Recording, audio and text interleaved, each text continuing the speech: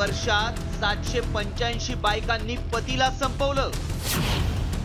प्रियकरासाठी नवऱ्याचा बळी. लग्नानंतर हनीमूनला गेलेल्या राजा रघुवंशीला बायको सोनमनं प्रियकराच्या मदतीनं खोल दरीत ढकलून दिलं आणि त्यानंतर अपहरण झाल्याचा बनाव केला. मेरठच्या मुस्काननं प्रियकर साहिलच्या मदतीनं नवऱ्याचे तुकडे करून त्याला ड्रममध्ये भरलं. ऐश्वर्यानं आपलं लग्न झाल्यानंतर महिन्याभरातच बॉयफ्रेंडच्या मदतीनं पती तेजेश्वरची सुपारी देऊन हत्या केली. हरियाणात युट्यूबर असणाऱ्या रवीनानं प्रेमसंबंधांमुळे पती प्रवीणची गळा दाबून हत्या केली आणि कालव्यात त्याचा मृतदेह फेकून दिला. महिलांच्या क्रूरतेच्या अशा एक ना अनेक घटनांनी संपूर्ण देश हादरलाय.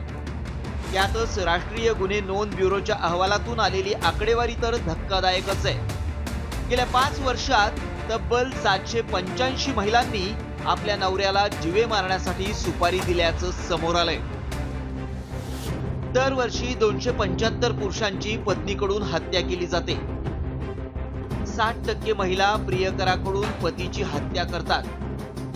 2010 ते 2014 पर्यंत प्रेम प्रकरणाशी संबंधित हत्यांचं प्रमाण 7 ते 8% इतकं होतं.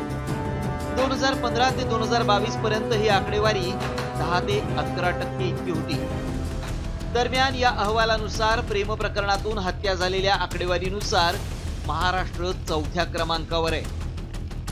उत्तर प्रदेशात बायकोच्या अफेअर्समुळे 275 नवऱ्यांची हत्या झाली आहे, तर गेल्या 5 वर्षात बिहारमध्ये 186 नवऱ्यांची हत्या झाली आहे. राजस्थानमध्ये बायकोमुळे 138 नवऱ्यांची हत्या झाली आहे. महाराष्ट्रात बायकोच्या अफेअर्समुळे 100 नवऱ्यांचा बळी गेलाय, तर मध्य प्रदेशात पत्नीकडून पतीच्या हत्येच्या 87 घटना घडल्या आहेत.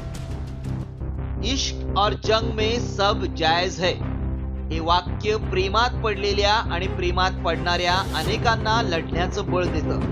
मात्र प्रेमाच्या नावाखाली घडणाऱ्या या क्रूर हत्यांनी समाजाला हादरवलंय. मुळात 7 जन्माची साथ देण्यासाठी एकमेकांचे हात धरणारे पती पत्नी अचानक एकमेकांचा द्वेष करू लागतात.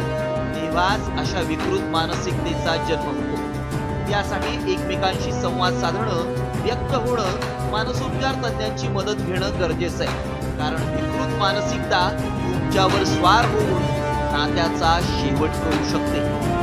रिपोर्ट सामनी न्यूज.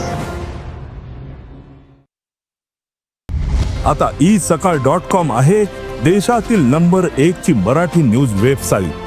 प्रत्येक अपडेटसाठी isakal.com ला नक्की भेट द्या.